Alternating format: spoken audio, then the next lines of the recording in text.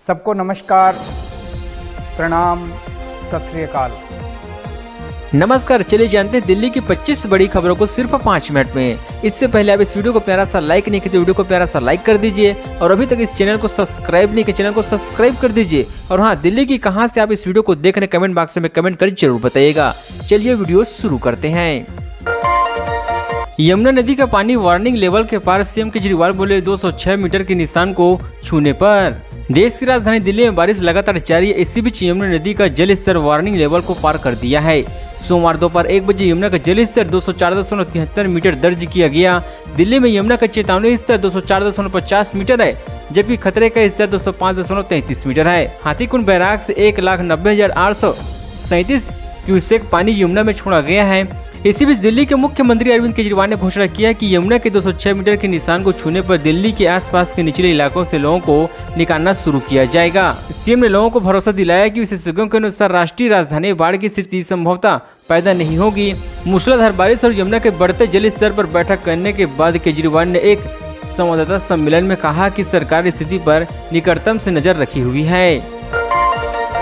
Delhi LG के इस फैसले पर बनेगा अंडरपास, मुकरबा चौक को जाम मुक्त बनाने का रास्ता हुआ साफ। देश की राजधानी दिल्ली को जाम मुक्त बनाने के लिए लगातार यहां के इंफ्रास्ट्रक्चर को बेहतर बनाने के प्रयास किए जा रही हैं। इसके तहत कई नई फ्लाईओवर, सड़कों का चौड़ीकरण, अंडरपास आदि का निर्माण किए जा रही हैं, जिससे दिल्ली खासतौर पर यहां के उन इलाकों जो कि बॉर्डर एरिया में पड़ते हैं उन्हें जाम मुक्त बनाए जा सके। साथ ही बाहरी राज्यों से आने वाले वाहनों को सुगम यातायात की सुविधा मुहैया कराया जा सके। इसी कड़ी में मुरादाबाद चौक पर अंडरपास का निर्माण किया जाएगा, जिससे बाहरी राज्यों से आने वाले वाहनों को जाम का सामना न करना पड़े। आम आदमी पार्टी सरकार के खिलाफ बीजेपी का प्रदर्शन, वीरेंद्र सचदेव बोले दिल्ली में जल भराव के लिए सीएम केजरीवाल है जिम्मेदार। एक तरफ आम आदमी पार्टी की सरकार दिल्ली में बाढ़ जैसी हालातों से पार पाने में जुटी हुई तो दूसरी तरफ सोमवार को भारतीय जनता पार्टी नेताओं और कार्यकर्ताओं ने दिल्ली सरकार के खिलाफ प्रचंड प्रदर्शन किया। दिल्ली दीनदयाल उपाध्याय मार्ग पर स्थित कार्यालय पर बीजेपी के नेताओं ने दिल्ली जल भराव के लिए सिर्फ और सिर्फ भ्रष्टाचारी केजरीवाल सरकार को जिम्मेदार ठहराई है।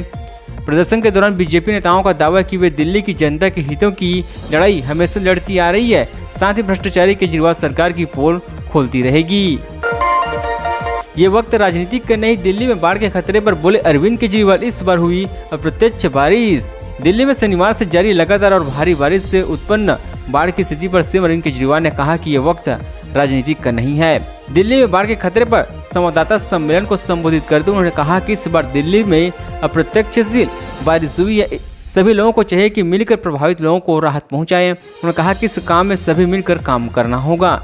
दिल्ली के सीएम अरविंद केजरीवाल ने बारिश और हरियाणा के हाथीकुंड बैराग से पानी छोड़ने जाने के बाद दिल्ली में बाढ़ के हालात पर मंत्रियों और अधिकारियों के साथ समीक्षा बैठक किया है।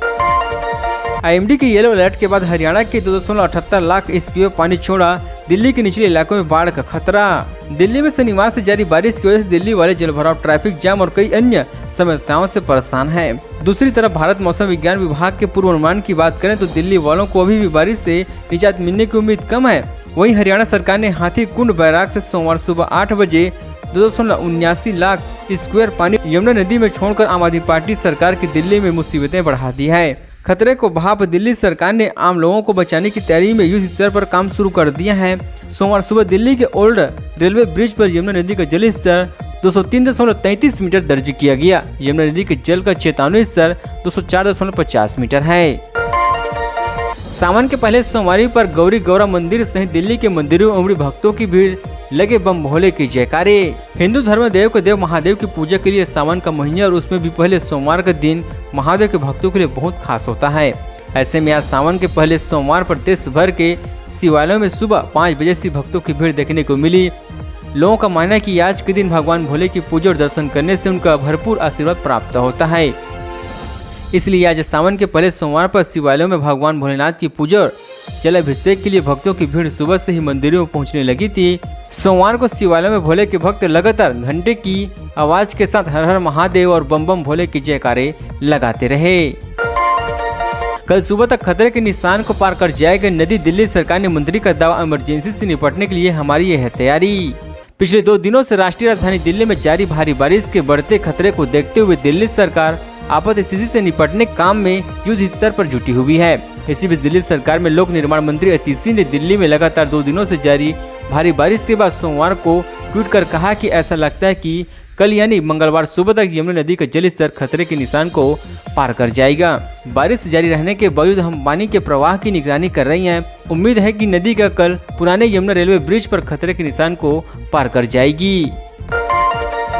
आश्रम फ्लाईओवर का काम जल्द होगा पूरा। पूर्वी दिल्ली से नेहरू प्लेस अखोला तक सर पर दौड़ेगी गाड़ियां। दिल्ली का आश्रम फ्लाईओवर राजधानी के प्रमुख और व्यस्तम फ्लाईओवर में से एक है। हर दिन इससे लाखों लोग आवाजाही करते हैं।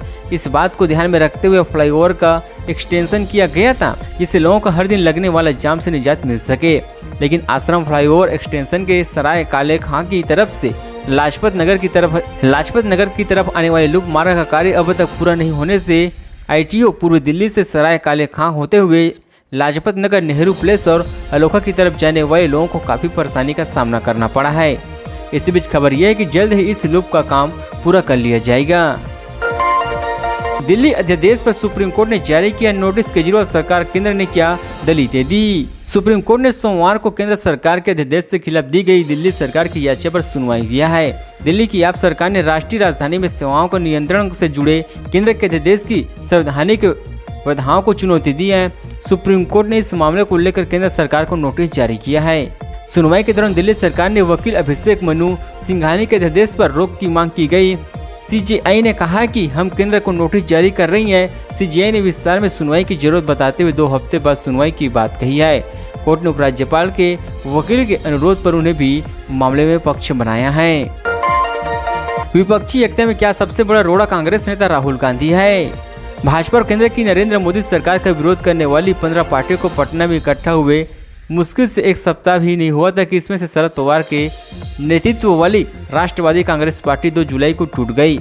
शरद पवार के भतीजे अजित पवार ने संकट मोचन माने जाने वाले प्रफुल्ल पटेल और पूर्व मंत्री छगन भुजबल जैसे दिग्गज के साथ मिलकर बीजेपी से हाथ मिला लिया। अजित भुजबल और एनसीपी के साथ अन्य नेता महाराष्ट्र सरकार में मंत्री बने। अजित के समर्थक इस बात से नाराज थे कि शरद पवार और उनकी बेटी सुप्रिया सुले 23 जून को विपक्षी नेताओं की बैठक में भाग लेने के लिए पटना गए हुए थे। यहाँ पर कांग्रेस नेता राहुल गांधी भी मौजूद थे। अजित और अजित समर्थक राहुल को विपक्षी का चेहरा और 2024 के आम चुनाव के प्रधानमंत्री पद का संभावित उम्मीदवार बनाए जाने के पक्ष में नहीं थे। 2000 रुपए का नोट बदलने के लिए पहचान पत्र जरूरी या नहीं, सुप्रीम कोर्ट ने दिया यह जवाब। बिना पहचान पत्र दिखाए 2000 रुपए का नोट बदलने के खिलाफ डाली गई याचिका को सुप्रीम कोर्ट ने सोमवार को खारिज कर दिया है। याचिकाकर्ता वकील अवनीश उपाध्याय का कहना था कि बिना पहचान पत्र देखे नोट बदलने से भ्रष्ट और देश विरोधी तत्वों को फायदा हो रहे हैं। इस याचिका को खारिज करते हुए चीफ जस्टिस ने कहा कि रिजर्व बैंक का फैसले गनीमत मामला है। इससे पहले 19 मई को दिल्ली हाईकोर्ट ने भी इसे गनीमत विषय बताते हुए याचिका ठुकरा दी थी। इन 2 बड़े कारणों से देश भर में बने रहे बाढ़ के हालात, केदारनाथ में तबाही से भी ये है जिम्मेदार। पूर्वोत्तर भारत में भारी बारिश से तबाही मचा दी है। हर तरफ से ऐसी तस्वीर सामने आ रही है जो काफी भयानक है। इस तबाही के कारण 2 चीजों को माने जा रहे हैं, पहला मानसूनी हवाओं और दूसरा पश्चिमी विक्षोभ में होने वाले बदलाव। इन दोनों के चलते ही देश भर में पानी से तबाही मच रही है। केदारनाथ में साल 2013 में आई आपदा का कारण भी इसी को बताया गया। एक्सपर्ट ने भी इससे लेकर चेतावनी दिया है, जिसमें कहा गया कि लगातार क्लाइमेट चेंज हो रही है और धरती गर्म हो रही है, जिससे दुनिया भर में तय सीमा से अधिक बारिश और बाढ़ की हालात बन सकती है।